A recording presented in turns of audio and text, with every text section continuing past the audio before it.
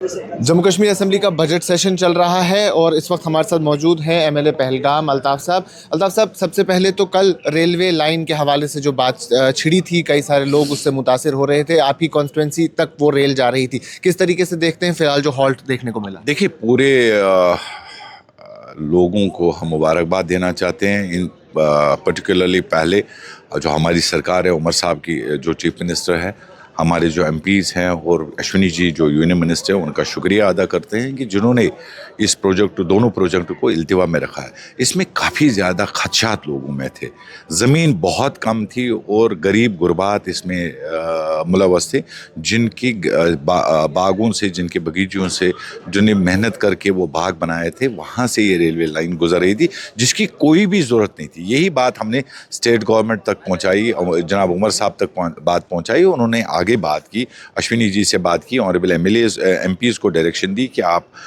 उनको मिलिए और वहाँ पे ये बताइए कि इस दोनों प्रोजेक्टों की हमें आज की डेट में कोई ज़रूरत नहीं है, क्योंकि इट्स ए शॉर्ट डिस्टेंस और ऑलरेडी उसमें नेशनल हाईवे का प्रोजेक्ट जो है अनंतनाग से लेके अमरनाथ गुफा तक अप्रूव हुआ है 501।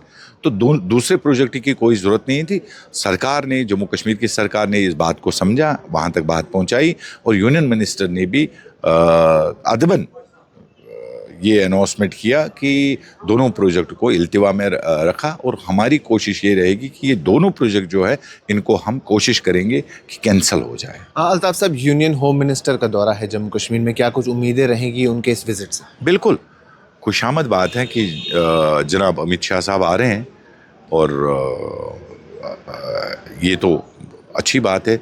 हमारे मुल्क के एचएम आ रहे हैं, तो उम्मीद ये रखेंगे कि अच्छी चीज़ें कुछ अनाउंसमेंट करें, तो दिल खोल के बात करें, चाहे स्टेटहुड की बात हो, चाहे बिजनेस रूल्स की बात हो। कई सारे मामलात ऐसे हैं जो अटके हुए हैं।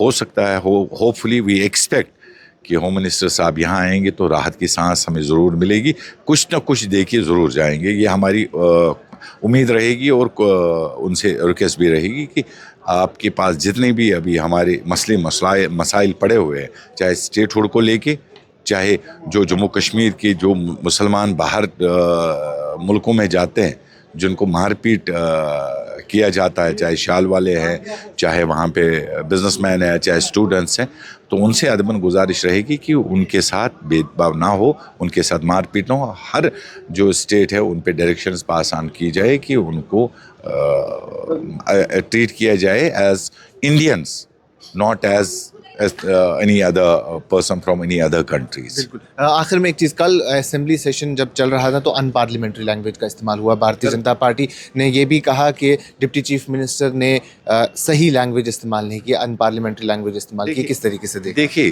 दोनों साइड होता है। आप वहाँ से उंगली कर रहे हो तो यहाँ से थोड़ी हम चूड़ियाँ पहन के बैठे हैं।